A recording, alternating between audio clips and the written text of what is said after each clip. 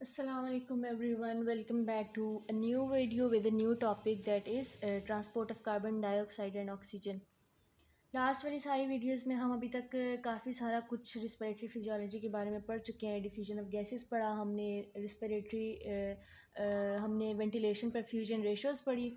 अब जो है हम एक बहुत ही ज़्यादा इंपॉर्टेंट टॉपिक पढ़ने वाले हैं जो कि है transport of carbon dioxide and oxygen. अच्छा, अब मैं आपको ऐसे कॉमन सेंस के हिसाब से कुछ बातें बताती हूँ जो आप रिकॉल करेंगे तो आप आगे जो है स्टेप फॉरवर्ड कर सकते हैं।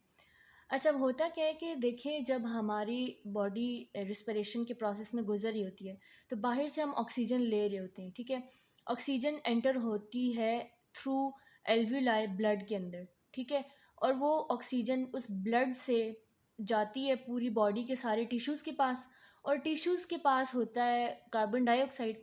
वो वहाँ से लोड हो जाता है और वो उस ब्लड के थ्रू वापस आ जाता है दोबारा से लंग्स के अंदर, और वो वहाँ से लंग्स के थ्रू एल्वुलाई के थ्रू कार्बन डाइऑक्साइड निकल के एटमॉस्फेयर में चली जाती है। ये बात आप लोगों को समझ आ गई। तो मतलब ये कि दो तरह की चीज़ें अब इस पूरे प्रोसेस में हो रही हैं। एक चीज़ तो हमारे पास ये हो रही है कि हमारे पास कार्बन डाइऑक्साइड पूरी बॉडी के सारे सेल्स और टिश्यूज़ में से निकल कर बाहर एटमॉस्फेयर तक जा रही है, ठीक है। और दूसरा प्रोसेस क्या है? दूसरा प्रोसेस वो है कि जिधर ऑक्सीजन बाहर से एटमॉस्फेयर से एल्वुलाई में होती हुई ब्लड के अंदर ऐड होके सारे बॉडी टिश्यूज़ के पास आ रही है। तो ये दो हमारे पास प्रोसीजर्स यहाँ पे हो रहे हैं।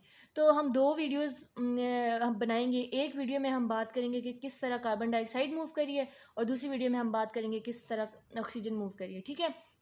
अच्छा, उससे पहले मैं आप लोगों को एक छोटा सा लेआउट ये दिखा देती हूँ ताकि आपको ये एक कॉन्सेप्ट क्लियर हो जाए, तो आपको आगे जो है ना आपका माइंड ये नहीं कहेगा कि ये प्रोसेस करना आपके लिए मुश्किल नहीं होगा, ठीक है। अच्छा, अब देखें, हमारे पास ना मैं आपको ये बताने वाली हूँ कि कार्बन डाइऑक्साइड का पार्शियल प्रेशर कितना कितना होता है हर जगह, ठीक है। इस वीडियो में हम पूरी वीडियो में कार्बन डाइऑक्साइड की बात करेंगे, कार्बन डाइऑक्साइड को मेजरली हम पॉइंट आउट करेंगे। ओके, सो अब हमारे पास ये है कि मेरे पास कोई भी बॉडी टिश्यू, ये डायग्राम मैं पहले वाली एक वीडियो में भी एक्सप्लेन कर चुकी हूँ लेकिन मैं रिवाइज करा देती हूँ। हमारे पास कोई भी बॉडी टिश्यूज़ हैं, उनके पास जब ब्लड आ रहा होता है ना हार्ट से, ठीक है, अब हार्ट से ब्लड आ रहा होता है, वो ऑक्सीजनेटेड ब्लड होता है। ऑक्सीजनेटेड ब्लड में आप याद रखें कि कार्बन डाइऑक्साइड कम होगी। तो कम कार्बन डाइऑक्साइड आई है आर्टीरियल साइड से, ठीक है, हार्ट से ये आर्टरी के थ्रू आ रहा है। 40 मिलीमीटर ऑफ मर्करी कम आ रही है, ठीक है। अब जब वो किसी भी बॉडी टिश्यू के पास पहुंच जाएगी, वहाँ पे अब कार्बन डाइऑक्साइड ज़्यादा पड़ी हुई है उस बॉडी टिश्यू में, क्योंकि उस बॉडी टिश्यू में रिस्पिरेशन हुई हुई है, वहाँ पे बाय प्रोडक्ट कार्बन डाइऑक्साइड पड़ा हुआ है, तो उधर कार्बन डाइऑक्साइड ज़्यादा होगा 45, ठीक है। जब ये वाला ब्लड यहाँ से गुजरेगा, 45 ज़्यादा है तो हायर से लोअर कंसनट्रेशन में कार्बन डाइऑक्साइड मूव करेगी, तो ये कार्बन डाइऑक्साइड यहाँ से निकल के बाहर आना शुरू हो जाएगी, ठीक है। तो अब बाहर का पार्शियल प्रेशर कार्बन डाइऑक्साइड का भी 45 हो गया। सही, ये बात आप लोगों को समझ आई किस तरह 40 में आया और निकलते हुए 45 हो गया। ये चलें जी, अब आपको ये बात समझ आ गई कि हार्ट से आर्टरीज के थ्रू आया, बॉडी टिश्यू से उसने लिया। अब बॉडी टिश्यू से वेन्स के थ्रू वो inferior vena cava, superior vena cava, जिसके थ्रू भी गया वो दोबारा हार्ट में चला गया। हार्ट से वो पल्मनरी आर्टरीज में एंटर हुआ क्योंकि अब उसने लंग्स के पास जाना है, ठीक है। पल्मनरी सर्किट में वो अब एंटर होने वाला है। इस सारे दौरानिए में उसका 45 ही पार्शियल प्रेशर है। पल्मनरी आर्टरी में चला गया, पल्मनरी आर्टरी से वो पल्मनरी कैपिलरीज में चला जाएगा, बिल्कुल एल्वुलाई के पास पहुंच जाएगा, ठीक है। 45 ही है उस वक्त भी। अब एल्वुलाई में कार्बन डाइऑक्साइड का पार्शियल प्रेशर कम होता है क्योंकि एल्वुलाई ने बाहर से एयर को अपने अंदर लिया हुआ है ना, तो बाहर वाली एयर में तो ऑक्सीजन ज़्यादा है, तो उधर कार्बन डाइऑक्साइड कम है, ठीक है। लेकिन जो हमारा आर्टीरियल उस वक्त हाँ आर्टीरियल जो पल्मनरी आर्टरी का ब्लड है उसमें तो कार्बन डाइऑक्साइड ज़्यादा है। तो अब कार्बन डाइऑक्साइड क्या करेगी, वो हमारी बॉडी के जो आर्टीरियल पल्मनरी कैपिलरीज का ब्लड है वहाँ से निकल के एल्वुलाई में चली जाएगी, ठीक है। तो एल्वुलाई में जब वो आ जाएगी, कब तक आती रहेगी, जब तक कि उसका पल्मनरी उसका पार्शियल प्रेशर एल्वुलाई जितना ना हो जाए, 40 ना हो जाए। जब एल्वुलाई जितना हो जाएगा तो वो जो है दोबारा से 40 मिलीमीटर मरकरी इस तरह डेवलप हो गया, अब वो पल्मनरी वेन बन गई है, ठीक है। अब पल्मनरी वेन आगे जी दोबारा से वो हार्ट में जाती है और हार्ट से एयोर्टा के थ्रू पूरी बॉडी में जाएगी। अब वो ऑक्सीजनेटेड है और वो दोबारा से इस साइकिल में एंटर हो जाएगी। तो इस तरह आपने देखा किस तरह 40 से 45 और 45 से दोबारा 40 बना है। ये चीज़ अभी आपको आगे जो है ना बार बार रिपीट नहीं करनी पड़ेगी। अच्छा, उसके बाद ये कि हमारे पास कार्बन डाइऑक्साइड बॉडी में 4 तरीके से ट्रांसपोर्ट हो रही होती है। एक डिज़ोल्व फॉर्म में 7% होती है, एक बाइकार्बोनेट की फॉर्म में 63%, एक कार्बामिनो कंपाउंड्स की फॉर्म में 30% और एक कार्बोनिक एसिड वो बिल्कुल निग्लिजिबल होती है। अब हम वन बाय वन जो है ना इन सारे मेथड्स को डिस्कस करेंगे। मैं एक ही बड़ी सी डायग्राम बनाऊंगी और उसमें मैं इन चारों को डिस्कस करूंगी ताकि आप लोगों के लिए समझना बहुत ज़्यादा आसान हो जाए। ओके, सो ये हमारे पास एक स्ट्रक्चर है, एल्विलाई है, और रेड ब्लड सेल को मैंने बहुत ज़्यादा जो है ना मैग्नीफाई करके दिखा दिए। अब इसमें हम देखेंगे 4 टाइप्स ऑफ कार्बन डाइऑक्साइड किस तरह हमारे ब्लड से निकल के एल्विलाई के अंदर चली जाएंगी। वन बाय वन हम देखते हैं। अच्छा, उससे पहले मैं आप लोगों को ये बता दूं कि हमारे पास ना ये मैंने एल्विलाई ड्रॉ किया है, ये रेड ब्लड सेल है और इसके अंदर ये हीमोग्लोबिन है। हीमोग्लोबिन हमारे रेड ब्लड सेल्स के अंदर प्रेजेंट होते हैं। अब जो हीमोग्लोबिन होते हैं ना उसके पास 2 किस्म के चेन्स होती हैं, ठीक है। उसके पास दो हमारे पास अल्फ़ा चेन्स होती हैं, ठीक है, और 2 उसके पास हमारे पास होती हैं बीटा चेन्स। ये बात आप लोगों को समझ आ गई। 2 हमने क्या बनाई, अल्फ़ा चेन्स बना दी, और 2 हमने बीटा चेन्स बना दी। इनको मैं साथ लिख भी देती हूँ, ये अल्फ़ा है और ये दोनों क्या है, बीटा चेन्स है। अच्छा, अब होता क्या है कि जो हमारे पास कुछ कार्बन डाइऑक्साइड है वो हीमोग्लोबिन के साथ डायरेक्टली अटैच होता है, ठीक है। मैंने इसको यहाँ पे कार्बन डाइऑक्साइड को डायरेक्टली अटैच कर दिया हीमोग्लोबिन के साथ, ठीक है। अब इस वाले कार्बन डाइऑक्साइड को जो हीमोग्लोबिन के साथ अटैच है इसको कहते हैं हम कार्ब अमाइनो, जो भी कार्बन डाइऑक्साइड था हमने अभी यहाँ पे देखा था कार्ब अमाइनो कंपाउंड, ठीक है। अमाइनो मीन्स अमाइनो एसिड ना, हीमोग्लोबिन एक अमाइनो एसिड है, तो ये कार्ब अमाइनो कंपाउंड है, ये डायरेक्टली अटैच्ड है। ये बात समझ आ गई आप लोगों को। अब ना होता ये है कि हीमोग्लोबिन के अंदर हमारे पास प्रेजेंट होते हैं आयरन अटैच होता है, आयरन ग्रुप्स जिसको हम कहते हैं, ठीक है, हीम ग्रुप्स भी जिनको हम कहते हैं। इनके साथ आके ऑक्सीजन ने बाइंड करना होता है, ओके। और जो हमारे पास इसकी जो बीटा चेन्स है ना, बीटा चेन्स के साथ नेगेटिव चार्ज होता है, इस तरह नेगेटिव चार्ज होता है। तो आसपास का जितना भी हाइड्रोजन पॉजिटिव चार्ज होता है वो सारा आके इन बीटा चेन्स के साथ अटैच होना शुरू हो जाता है। तो हाइड्रोजन पॉजिटिव चार्जेस सारे बीटा चेन्स के आसपास यूं अटैच हुए होते हैं। इस स्टेट में मैंने 2 चीज़ें बताई, कुछ अल्फ़ा चेन के साथ कार्बन डाइऑक्साइड अटैच होता है और बीटा चेन्स के साथ हमारे पास क्या है, हाइड्रोजन ग्रुप अटैच है।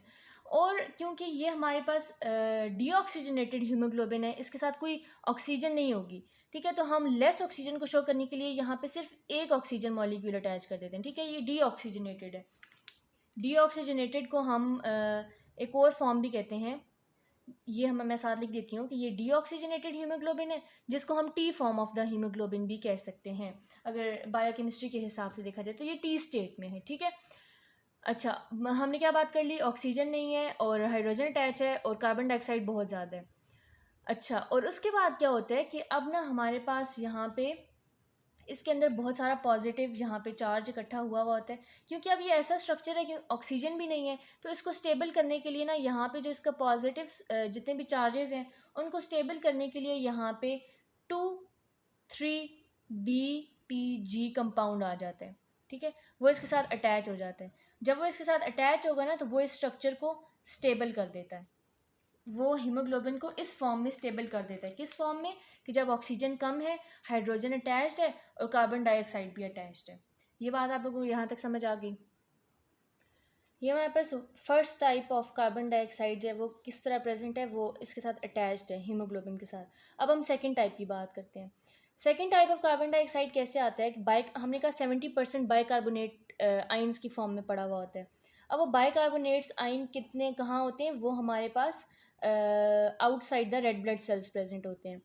अब एक प्रोसेस होता है जिसको हम कहते हैं क्लोराइड शिफ्ट। उस क्लोराइड शिफ्ट के अंदर हमारे पास ये अच्छा, ये क्लोराइड शिफ्ट होता है। क्लोराइड शिफ्ट में क्लोराइड आइंस इनसाइड मूव करते हैं और ये HCO3 बाहर मूव कर रहा होता है, लेकिन ये तब हो रहा होगा जब हम at the level of body tissue बात कर रहे होंगे। अभी हम लंग्स टिश्यू के बारे में बात करें तो यहाँ पे रिवर्स क्लोराइड शिफ्ट आ रहा है, ठीक है। आगे हम डिस्कस करेंगे क्लोराइड शिफ्ट और हैमबर्गर फिनोमेना, लेकिन वो नेक्स्ट वीडियो में करेंगे।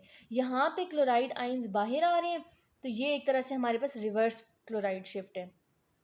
ओके, क्लोराइड बाहर आ जाएगा, HCO3 हमारे पास अंदर आ गया। HCO3 जब अंदर जाएगा तो क्या करेगा वो, वहाँ जाके ये जो यहाँ पे हाइड्रोजन आइंस साथ पड़े हुए हैं ये पॉजिटिव है और ये HCO3 नेगेटिव है, तो ये हाइड्रोजन आइन इस HCO3 के साथ मिल जाएंगे। ठीक है, इसको मैं किसी और कलर से शो कर देती हूँ कि ये हाइड्रोजन आइन इस HCO3 के साथ कंबाइन हो गए और उन्होंने क्या बना दिया, उन्होंने बना दिया H2O प्लस CO2। तो ये हमारे पास second type of carbon dioxide हमारे पास आ गई। एक हीमोग्लोबिन के साथ अटैच है, एक बाइकार्बोनेट आइंस की फॉर्म में हमें मिल गई है। अब जो थर्ड फॉर्म है वो क्या है, वो हमारे पास फ्री स्टेट में पड़ी हुई होती है। ठीक है, अब उसको हम डायरेक्टली यहाँ पे लिख देते हैं। थर्ड टाइप फ्री स्टेट में कार्बन डाइऑक्साइड जो है वो हमारे पास प्रेजेंट होती है ऑलरेडी, और वो जितनी भी, वो बहुत कम अमाउंट में 2 to 10% जो है वो हमारे पास प्रेजेंट है। तीन फॉर्म्स होगी कार्बन डाइऑक्साइड की, और चौथी फॉर्म जो है हमारे पास कार्बोनिक एनहाइड्रेस की फॉर्म में होती है, लेकिन वो जो है इतनी ज़्यादा प्रेजेंट नहीं है, तो उसको हम इधर डिस्कस नहीं करेंगे।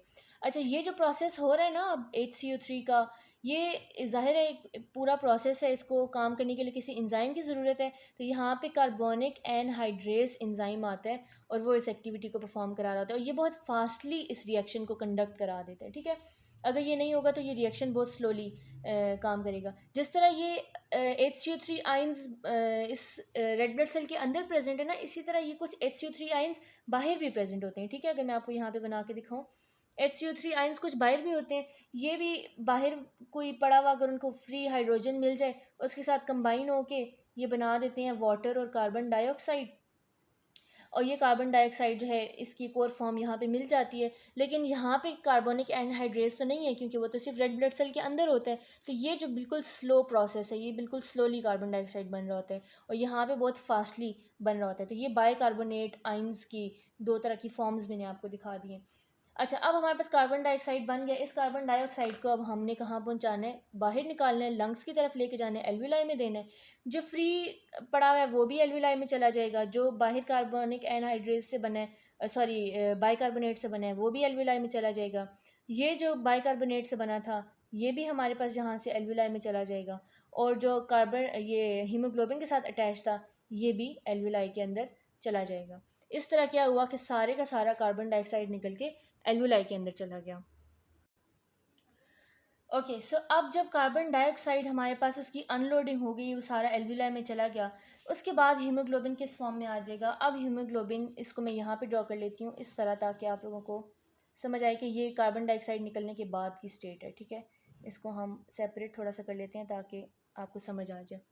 अच्छा, अब ये सेपरेट हो गया, कार्बन डाइऑक्साइड सारा चला गया। अब यहाँ पे जितने भी इसके हीम ग्रुप्स हैं ना, उनके साथ आके ऑक्सीजन बाइंड होना शुरू हो जाएगी। ठीक है, तो सारी हीम ग्रुप्स के साथ एक एक ऑक्सीजन अटैच होती जाएगी। और ऑक्सीजन पता है आपको कैसे अटैच होती है, ये फॉर एग्जांपल हमारे पास ये ऑक्सीजन के रिसेप्टर्स हैं। पहली ऑक्सीजन को आके यहाँ पे बाइंड होना थोड़ा डिफ़िकल्ट होता है। जब पहली ऑक्सीजन आके बाइंड हो जाती है ना, तो ये हीमोग्लोबिन डायरेक्टली ऐसी शेप बना लेता है कि सेकंड ऑक्सीजन के आने के लिए बहुत ज़्यादा स्पेस प्रोवाइड कर देता है सेकंड ऑक्सीजन के लिए, और वो जो है इजीली आके यहाँ पे बाइंड हो जाती है। फिर जब सेकंड आके बाइंड हो जाती है तो हीमोग्लोबिन ऐसी शेप बनाता है कि थर्ड के लिए पॉकेट खाली छोड़ देता है, थर्ड ईजीली आके यहाँ पे बाइंड हो जाएगा। इसी तरह फोर्थ के लिए जो है ना वो स्पेस बना देगा, और इस तरह करते करते बहुत आसानी से जो है ऑक्सीजन बाइंड हो जाता है हीमोग्लोबिन के साथ। अब जब ऑक्सीजन बाइंड हो जाएगा तो जो चीज़ें यहाँ पे हो रही थी अब उससे रिवर्स होना शुरू हो जाएंगी। जो हमारे पास कार्बन डाइऑक्साइड बाइंड था वो तो वैसे ही रिलीज़ हो गया, हाइड्रोजन जो इसके साथ बीटा चेन्स के साथ अटैच था वो हाइड्रोजन भी यहाँ से रिमूव हो जाएगा। ठीक है, हाइड्रोजन अलग हो जाएगा इससे, और जो 2,3-BPG कंपाउंड था जिसने इस स्ट्रक्चर को स्टेबल रखा हुआ था, अब ये वाला कंपाउंड भी इससे डिटैच हो जाएगा। वो क्यों डिटैच हो जाएगा, क्योंकि ये जो पॉजिटिव चार्जेस इसके पास पड़े थे, अब ये उन सारे पॉजिटिव चार्जेस को अपने अंदर समेट लेगा, ताकि कोई पॉजिटिव चार्ज सामने शो ही ना हो, और जो हमारे पास 2,3-BPG है वो यहाँ से रिमूव हो जाए। ठीक है, तो इस तरह जो हमारा पूरा कार्बन डाइऑक्साइड जो है वो निकल के किसी भी रेड ब्लड सेल से लंग्स के थ्रू रिमूव हो जाती है। इस प्रोसेस में हमने क्या देखा, हमने एक चीज़ नोटिस की कि हमारे पास जब ये शिफ्ट आ रही है from this state to this state of the haemoglobin, तो क्या हुआ कि हीमोग्लोबिन की एफिनिटी कम हो गई फॉर कार्बन डाइऑक्साइड। ठीक है, हाइड्रोजन पॉजिटिव आइंस और 2,3-BPG, ठीक है। इसके लिए हमारे पास हीमोग्लोबिन की एफिनिटी लो हो गई है, ठीक है, हम इसको लो शो कर देते हैं। ये लो हो गई, और सेकेंडली क्या हुआ कि उसकी एफिनिटी फॉर ऑक्सीजन बढ़ गई है क्योंकि उसको ऑक्सीजन चाहिए, तो इसकी एफिनिटी फॉर ऑक्सीजन जो है वो इंक्रीज हो गई है। इस जो प्रोसेस है ना, इस अफेक्ट को हम क्या कहते हैं, इसको हम कहते हैं हेल्डेन अफेक्ट। इसी तरह ये प्रोसेस रिवर्स होगा, जो मैं नेक्स्ट वीडियो में डिस्कस करूँगी, और उस इफेक्ट को हम बोर इफेक्ट कहते हैं। लेकिन फ़िलहाल जो है हेल्डेन इफेक्ट मैंने आपको बताया कि क्या होता है। इस जो प्रोसेस के दौरान हीमोग्लोबिन की एफिनिटी ऑक्सीजन के लिए बढ़ रही है और कार्बन डाइऑक्साइड, हाइड्रोजन और 2,3-BPG के लिए कम हो रही है, इसको हम कहते हैं हेल्डेन effect. So that was all about external type of respiration, जिसमें एल्वियोलाई और रेड ब्लड सेल के दरमियान में कार्बन डाइऑक्साइड का एक्सचेंज हो रहा था, और इस वीडियो में हमने हेल्डेन इफेक्ट के बारे में बात की और different pressures of the carbon dioxide के बारे में बात की। So see you in the next video with the topic that is opposite to this. So thank you very much, अल्लाह हाफिज़।